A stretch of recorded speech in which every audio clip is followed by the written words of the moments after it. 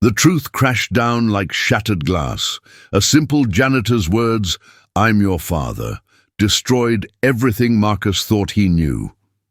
His prestigious corner office suddenly felt foreign as Raymond stood before him, mop in hand. Janitor reveals secret wasn't just a headline, it was his life unraveling. Blood ties hidden for 32 years now bound them inescapably together, raw and undeniable. The early morning light streamed through the floor-to-ceiling windows of Marcus Harrington's corner office, casting long shadows across the polished marble floors where Raymond Miller methodically pushed his mop. The contrast between them couldn't have been more stark.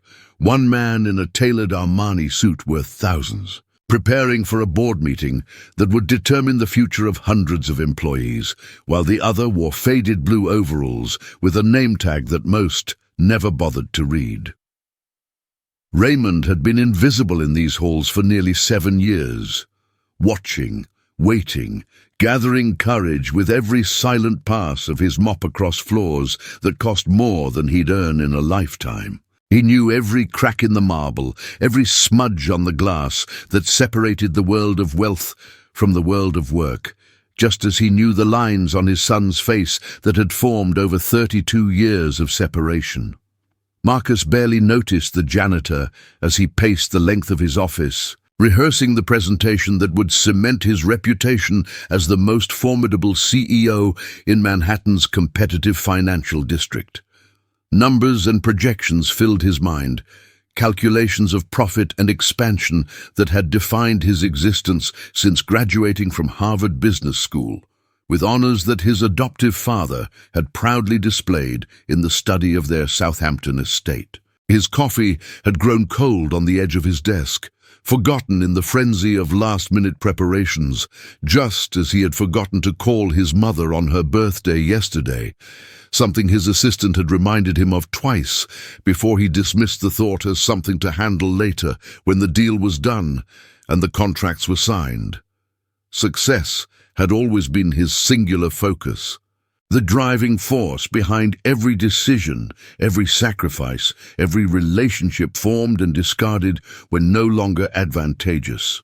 Raymond paused near the massive desk, his weathered hands gripping the mop handle with white-knuckled intensity as he watched Marcus bark orders into his phone, demanding perfection from underlings who feared his legendary temper. He recognized that temper. It was the same quick flash of anger he'd seen in himself as a younger man, before hardship had taught him patience and poverty had taught him humility. The janitor's heart raced beneath his worn uniform, the secret he'd carried for 3 decades, pressing against his chest like a physical weight, threatening to crush him if not released. Today was the day he had chosen. After months of watching his biological son command an empire while remaining utterly unaware of the truth about his origins, a truth that Raymond had protected at great personal cost for reasons that had seemed noble at the time, but now felt hollow in the face of mortality.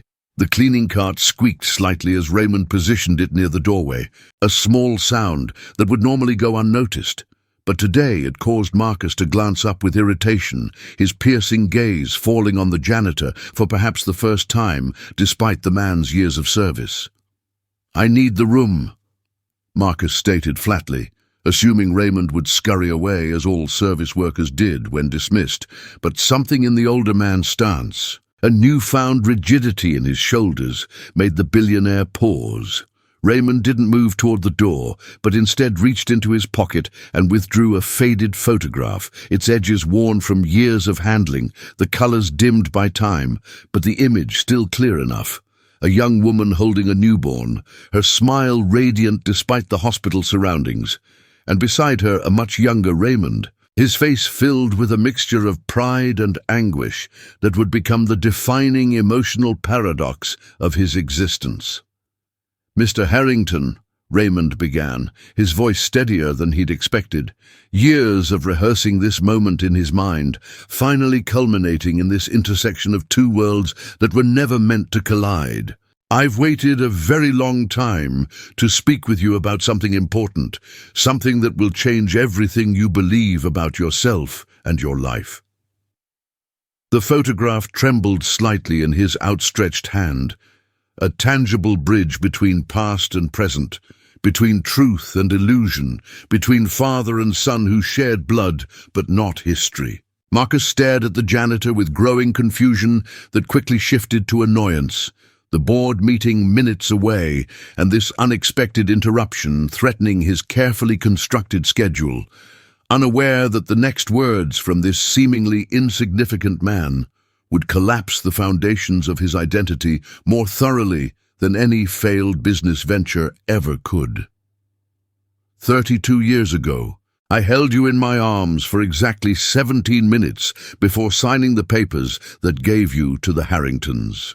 Raymond continued, each word dropping into the space between them like stones into still water, creating ripples that would eventually become waves. "I'm your father, Marcus, your biological father, and I've been watching you grow from a distance your entire life, cleaning your floors, emptying your trash, invisible but present, a ghost in your peripheral vision that you never needed to acknowledge until today."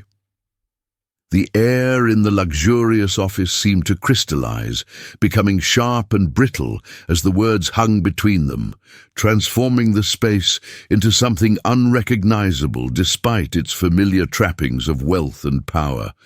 Marcus remained perfectly still, his expression transitioning through disbelief, confusion, and then the first flickers of anger, his knuckles whitening as he gripped the edge of his imported desk.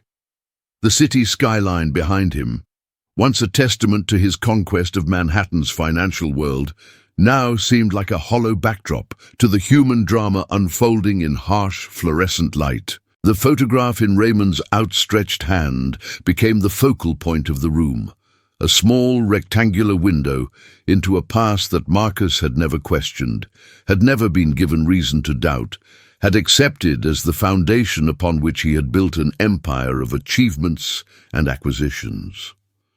"This is absurd," Marcus finally responded, his voice controlled, yet underlaid with tremors of uncertainty that he couldn't entirely suppress, the practiced confidence of his boardroom persona fracturing around the edges.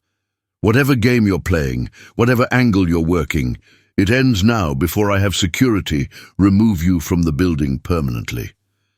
Yet even as the threats left his mouth, his eyes remained fixed on the photograph, drawn to the face of the woman, a face that stirred something deep and primal in his consciousness, a sense of recognition that transcended memory and lodged itself in the marrow of his bones.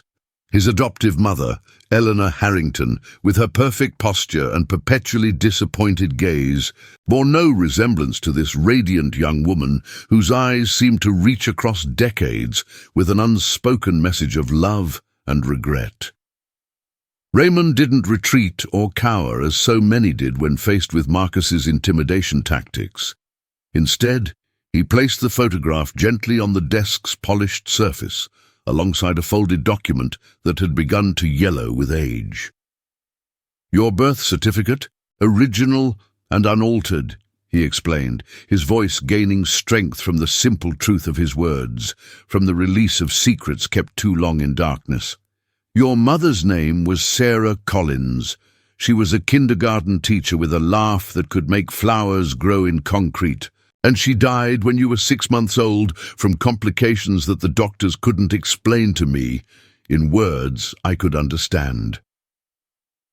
The pain of that loss still registered in the subtle breaking of his voice, a wound that had never properly healed, but had instead become incorporated into the architecture of his being, a hollow space around which he had constructed his diminished life. Marcus found himself reaching for the document despite his conscious mind's resistance, unfolding it with hands that had signed billion-dollar contracts, but now trembled before this simple piece of paper that threatened everything he believed about his origins. The names leapt from the page.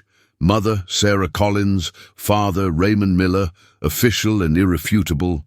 bearing the seal and signature that legitimized a truth he had never sought and now couldn't escape. The room seemed to tilt slightly as decades of casual certainty dissolved into questions without immediate answers, into doubts that multiplied with each passing second, into a void where his carefully constructed identity had once stood unchallenged. The walls of his office, once symbols of achievement, now felt like the boundaries of an elaborate deception in which he had been both participant and victim. The Harringtons paid a substantial amount to ensure a closed adoption, to erase every connection to us, to rewrite your history without footnotes or asterisks, Raymond continued, his weathered face displaying a complex mixture of shame and defiance as he revealed the transaction that had transformed a child born to poverty into the heir of privilege. I was 23, suddenly alone with a newborn, working 3 jobs that barely covered rent in a neighborhood where gunshots were more reliable than alarm clocks, facing eviction notices and hungry nights while you developed a mysterious cough that wouldn't respond to the medications I could afford. Each word carved deeper channels of understanding between them, contextualizing a decision that had altered both their lives irrevocably, presenting the impossible choice faced by a young father drowning in circumstances beyond his control. The phone on Marcus's desk rang with an insistent electronic pulse, his assistant's voice coming through the speaker with the reminder that the board was assembled and waiting, that the presentation couldn't be delayed, that the machinery of business continued to operate according to its own inexorable logic, regardless of personal revelations or emotional earthquakes. Marcus silenced it with a savage jab of his finger, his eyes never leaving Raymond's face as he searched for resemblances, for confirmation or denial in the genetic mirror suddenly held before him. "Why now?" he demanded, the question emerging rougher than intended, stripped of the polished veneer that usually characterized his speech. 32 years of silence, of watching from the shadows. And you choose today, minutes before the most important meeting of my career, to detonate this bomb in my life. Because yesterday, doctors found something in my chest that they couldn't remove, Raymond answered, with the simple dignity of a man who had made peace with his mortality, who had reconciled himself to the limited time remaining and the essential truths that needed to be spoken before silence became permanent. 6 months, maybe less, and I couldn't bear the thought of taking this secret with me, of leaving you without the choice to know the truth about where you came from and why you were given away by a father who wanted nothing more than to keep you. The board meeting came and went without Marcus's presence, his carefully prepared presentation delivered instead by a stunned assistant who could extract no explanation beyond a terse family emergency from the CEO known for prioritizing business above all personal considerations.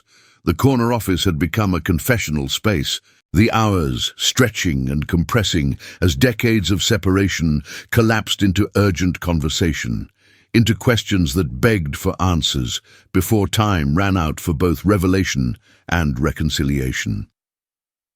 Raymond sat now in one of the leather visitor chairs that had hosted billionaires and politicians, his mop and cart abandoned in the corridor, his work identity temporarily shed as he assumed the role he had been denied for over 3 decades.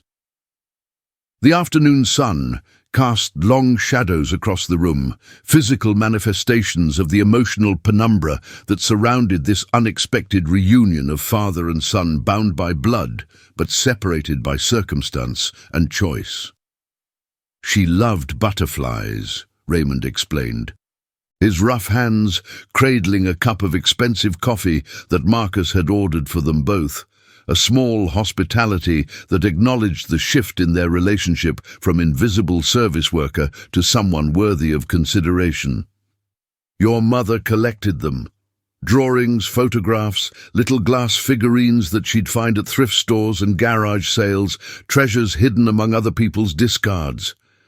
She was like that, always finding beauty where others saw nothing of value. The memory softened his features, transporting him momentarily from the sterile corporate environment to a small apartment filled with the ephemera of Sarah's brief but vibrant life, to butterfly wings captured in frames and suspended in time just as his heart had been suspended at her death, preserved in the amber of unresolved grief and what might have beens. Marcus listened with an intensity that he usually reserved for market analyses and competitor intelligence, absorbing each detail about the woman who had given him life, but whom he would never know except through Raymond's careful preservation of memory. The coffee in his own cup grew cold, untouched, as he tried to reconcile the silver spoon narrative of his upbringing, the boarding schools and summer homes, the ski trips to Gstaad and sailing lessons off Martha's Vineyard, with the humble origins being revealed by the man across from him, the genetic donor whose contribution had been erased from official record, but whose blood still flowed through Marcus's veins, an indelible biological fact that no legal document could negate. His phone had been silenced hours ago, the demands of his corporate empire temporarily suspended as more fundamental questions of identity and inheritance took precedence. The Harringtons weren't bad people, Raymond continued, fairness compelling him to acknowledge the advantages provided by the couple who had raised Marcus in material comfort far beyond anything Raymond could have offered. They gave you opportunities I couldn't dream of, education I couldn't spell, connections I would never have. Richard Harrington came to the hospital himself, looked me in the eye when he promised you would want for nothing, that you would have every advantage in life. The memory clearly pained him still, the echo of that moment when he had signed away his paternal rights in exchange for the promise of his son's prosperity, a devil's bargain struck from desperation rather than choice, a sacrifice made with full awareness of its irreversible nature and lifelong consequences for them both. The city lights began to flicker on outside the wall of windows. Constellations of human ambition and industry spread across the Manhattan skyline, a view that Marcus had always considered the visual representation of his success, but now seemed like an elaborate distraction from more essential truths. My father, Richard, never told me I was adopted, Marcus said, the words still strange on his tongue, recalibrating his understanding of the stern, demanding man who had shaped his values and expectations with unyielding standards and conditional approval. Mother must have known, but she never. He trailed off, remembering Eleanor Harrington's emotional distance, her perfectly maintained facade that never cracked to reveal anything resembling maternal warmth or spontaneous affection, behaviors that now made more sense when viewed through the lens of a non-biological relationship based on acquisition rather than natural connection. Raymond nodded slowly, understanding blooming in his weathered features as he pieced together the psychological architecture of Marcus's upbringing through these fragmented observations. The adoption lawyer said they preferred children young enough to have no memories of their birth parents, that they wanted a completely fresh start with no complications or competing attachments. His voice held no judgment, merely stating facts that had been presented to him during the most vulnerable period of his life, when grief and poverty had narrowed his options to a singularity, surrender his child to prosperity, or condemn them both to a struggle he wasn't certain they would survive. They paid extra for exclusivity, for the promise that I would never interfere, never make contact, never disrupt the narrative they planned to create around you and your place in their family. The weight of this revelation settled across Marcus's shoulders, a new understanding of his adoptive parents' insistence on appearances, on family legacy, on the Harrington name and its significance in social and business circles. He had been more than a son. He had been an acquisition, an investment, a carefully selected addition to their dynasty, with the appropriate genetic potential, but without the encumbrance of biological relatives who might emerge from less desirable socio-economic backgrounds to complicate the pristine narrative they had constructed. "And yet here you are," Marcus observed, not accusatory but speculative, examining this breach of a 3-decade-old agreement from multiple angles, the businessman in him automatically assessing contract violations while the newly discovered son in him grappled with more emotional implications. "Here I am," Raymond confirmed, a simple acknowledgement of his presence that contained layers of meaning, his defiance of the agreement, his persistence through years of anonymous proximity, his final rebellion against the terms that had separated him from his only child. "I took the janitor position when your company moved into this building 7 years ago, transferred from another site where I'd worked for nearly a decade. The pay was slightly worse, but the location." He gestured vaguely toward Marcus, the unspoken explanation clear enough. "I told myself it was enough just to see you occasionally, to know you were thriving, to confirm with my own eyes that my sacrifice had served its purpose. I never planned to speak to you, to complicate your life with revelations about a past you had no reason to question. But then the diagnosis came, and suddenly time became the most valuable commodity I couldn't afford to waste." The corporate tower had emptied around them, the usual bustling activity of a Manhattan workday fading to the skeletal night staff who maintained the building's essential functions, while its daytime occupants retreated to homes scattered across the city's 5 boroughs and surrounding affluent suburbs. Marcus had ordered dinner delivered hours ago, simple Italian food that Raymond had mentioned in passing as Sarah's favorite. A small gesture of acknowledgement that created another tenuous connection to the mother Marcus would never know, except through the memories preserved by the man sitting across from him.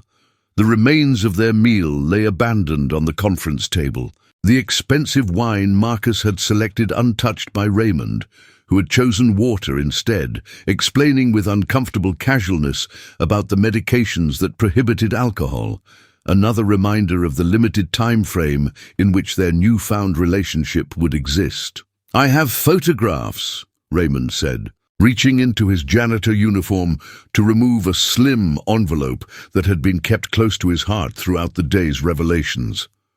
"Not many. Most were lost in a basement flood in an apartment building where I lived about 20 years ago, but enough to show you her face, her smile, the way she looked at you during those brief hours when we were a family, complete and perfect despite the hospital setting and the uncertainty of our future." His hands, marked by decades of manual labor, trembled slightly as he withdrew the preserved images, each one handled with the reverence usually reserved for religious artifacts or priceless historical documents. Each one a window into a reality that Marcus had never known existed, but that now called to him with the irresistible pull of genetic memory and birthright. Marcus accepted the small collection with uncharacteristic gentleness, his manicured fingers a stark contrast to Raymond's calloused hands as the photographs transferred between them, tangible evidence of his alternate origin story passing from biological father to son in a symbolic restoration of connection. The first image showed Sarah in a hospital bed, exhausted but radiant, cradling a newborn with a shock of dark hair that matched the adult Marcus's own still thick mane, one of the few physical characteristics he hadn't attributed to Richard Harrington's genetic contribution. "You have her eyes," Raymond observed quietly, watching Marcus's face as he studied his biological mother's features for the first time, searching for resemblances that had been hidden from him throughout his life, connections that had been deliberately obscured through legal mechanisms designed to separate him permanently from his origins. "I always wondered why my eyes were different from both my parents. From the Harringtons," Marcus corrected himself, still struggling with the terminology that no longer accurately reflected his understanding of his family relationships. Eleanor used to say I had my grandfather's eyes, but I never saw a resemblance in the family portraits, never found my particular shade of hazel in the Harrington Ancestral Gallery that she was so proud of displaying at the Southampton house. The memories took on new significance now, recontextualized as deliberate misdirections rather than casual observations, part of a larger pattern of concealment that had shaped his understanding of himself in relation to the family that had claimed him as their own. Raymond nodded, understanding blooming in his expression, as he absorbed this evidence of the elaborate fiction constructed around Marcus's origins. Sarah's eyes could change color depending on her mood, more green when she was happy, more brown when she was thoughtful or sad, with flecks of gold that would catch the light when she laughed. The description came from a place of intimate knowledge, of countless hours spent memorizing the features of a beloved face, preserving them against the erosion of time and circumstance. She was the smartest person I ever knew. College-educated in a family where most didn't finish high school, full of dreams about teaching and making a difference in children's lives, refusing to be limited by where she came from or what others expected of her. The parallels to Marcus's own determination and ambition were unmistakable. Genetic echoes that had survived the environmental influences of privilege and expectation, nature asserting itself despite the nurture that had attempted to reshape it into a perfect Harrington heir. Marcus turned to the next photograph, this one showing Raymond much younger, without the grey hair and deeply etched lines that now mapped his face, holding the newborn with a mixture of pride and terror that seemed to capture the essence of new fatherhood in any circumstance, magnified by the particular challenges that awaited this young man suddenly facing single parenthood without financial resources or family support. "You look happy here," Marcus observed, searching for connections to this younger version of Raymond, trying to bridge the 32-year gap with understanding rather than resentment. "I was terrified," Raymond admitted with a small, self-deprecating smile that briefly transformed his features, revealing a glimpse of the young man he had been before. Hardship and loss had weathered him into the individual who had spent decades in thankless service roles, invisible to the very people whose comfort he maintained, completely unprepared for fatherhood, but determined to figure it out, to be everything you needed despite having no idea what I was doing. Your birth was the most amazing and terrifying moment of my life. This perfect little person suddenly dependent on me for everything. This miracle that Sarah and I had created appearing in the world with 10 fingers, 10 toes, and a cry that could probably be heard 3 floors away in that hospital.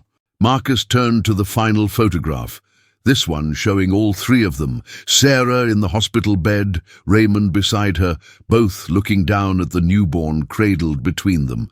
A perfect tableau of new family united in the miracle of birth, unaware of the separation that awaited them, the divergent paths their lives would take from this moment of connection. The image captured something Marcus had never seen in the formal, posed Harrington family portraits that adorned his adoptive parents' homes, a raw, unfiltered joy unmarred by considerations of appearance or social presentation, a genuine emotion that transcended the clinical setting and economic circumstances to reflect something pure and elemental about the creation of new life and the bonds it formed automatically between those responsible for its existence. "I fought to keep you," Raymond said softly, the admission clearly painful even after 3 decades, the memory of failure still sharp despite the rationalizations of time and perspective. "For 6 months after Sarah died, I tried everything, worked multiple jobs, applied for every assistance program, begged relatives who could barely feed their own children, slept maybe 2 hours a night between shifts while neighbors watched you for whatever I could afford to pay them. The cost of that period was etched in his face, in the premature aging that had marked him with the evidence of struggle and sacrifice unknown to those born to privilege and protection. The day I signed the papers was the day your cough turned into a fever that wouldn't break, that made your tiny body burn against my chest while I waited in an emergency room for hours, surrounded by other desperate parents without insurance or options. The first light of dawn found Marcus and Raymond still in the office, their conversation having carried them through the night. The walls that 32 years had built between them were slowly dissolving, replaced by a fragile but undeniable bond. Marcus, the man of polished suits and boardrooms, sat across from the father who had lived his life in silence and labor. The contrast between them was glaring, yet in the dim morning light it no longer felt like opposition. It felt like balance rediscovered, as though the universe itself had decided it was time to close a circle left open too long. As the sun spilled across the Manhattan skyline, Marcus's thoughts reframed everything he had taken for granted, the luxury, the access, the privilege, all now cast under the shadow of a choice made in pain and sacrifice. He saw his life not as a story of achievement, but as an inheritance born of someone else's suffering. The Harringtons had given him everything, but what he had lost was something money could never have replaced: the presence of the man who had given him life. In the silence between them, he began to understand that gratitude and guilt can coexist, each demanding to be felt. Raymond spoke without bitterness, his voice carrying the quiet strength of a man who had learned to endure. He confessed the doubts that had haunted him, wondering, through all those years, if giving up his son had been an act of love or cowardice. He had watched Marcus's rise from the shadows, never interfering, content with knowing that the boy he once held was thriving. Yet now, face to face, he understood that thriving and belonging were not the same thing. His words landed gently, but they cut through Marcus's certainty like truth always does. Slow, deliberate, undeniable. When Marcus asked about Sarah, the name trembled on his tongue. He wanted to know everything: her laughter, her dreams, her scent, the world she imagined for the child she never got to raise.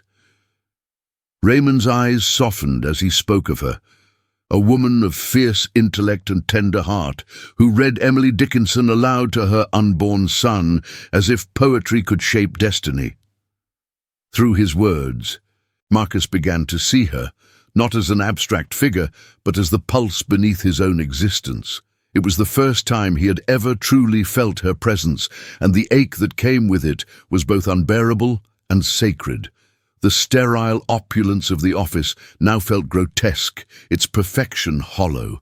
Marcus imagined the small apartment Raymond described, the butterfly collections, the cracked bookshelves, the life built not on wealth but on meaning. He wanted to see it, to step into the real foundation of his story. The request surprised them both, a CEO asking to visit a janitor's home. But the truth was, Marcus no longer cared about optics. He needed to see where love had once lived, even if that love had been buried under years of dust and compromise. Raymond described his modest home without shame, a one-bedroom in Queens, furnished with the remnants of a life honestly lived. Among the old furniture, a few relics of Sarah remained: her poetry books, faded letters, and a wooden box filled with ticket stubs and dried flowers. Each item held the kind of value that time amplifies, not erases. Marcus listened in silence, realizing that in that tiny apartment there existed more authenticity than in all the penthouses he had ever owned. Raymond had lived simply, but truthfully, and that realization unsettled Marcus more than any boardroom defeat ever could. Then, in a gesture that was part instinct and part desperation, Marcus offered Raymond a job, not as a janitor, but as something higher, more dignified, with access to the best medical care. Raymond smiled with quiet sadness, shaking his head. He hadn't come seeking opportunity, only closure. "Some things can't be fixed with money," he said. The words hit Marcus harder than any market crash, stripping him of the illusion that control and compassion were the same. For the first time in his life, he had nothing to offer except presence. And that, he realized, might be the only thing that mattered. Marcus took a breath, then said the words that changed everything.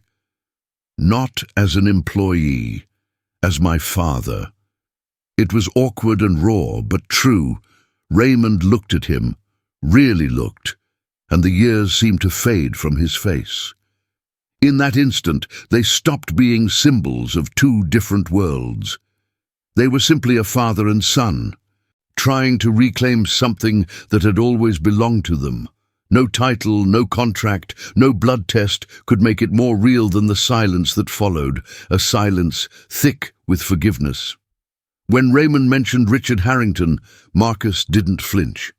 He spoke of the man who had raised him with respect, acknowledging both the love and the lie that had shaped his life. "He taught me to find truth beneath appearances," Marcus said. "He would want me to honor both my fathers." It was the equilibrium of a man finally whole, no longer divided between past and present, but expanded by both.